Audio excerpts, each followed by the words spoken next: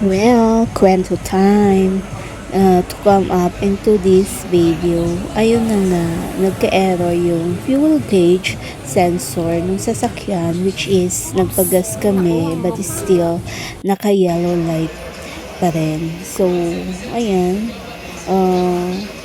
agad akong nagpabook for general job at Ford Metro Baguio para makita or malaman kung ano ang damage ng sasakyan, but ayun na nga, walang nakitang damage. So they just update the system. So ayun na nga mga kabumers, just enjoy the show.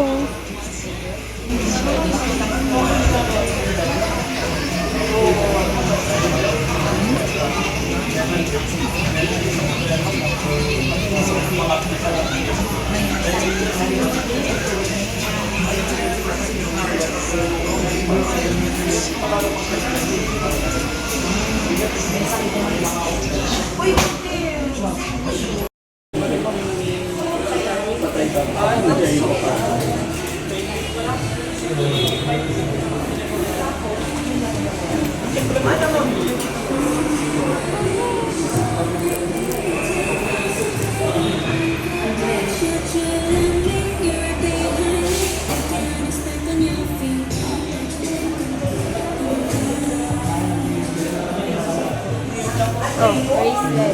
Oh. Bakit asan ba yung sasakyan? Diyan lang.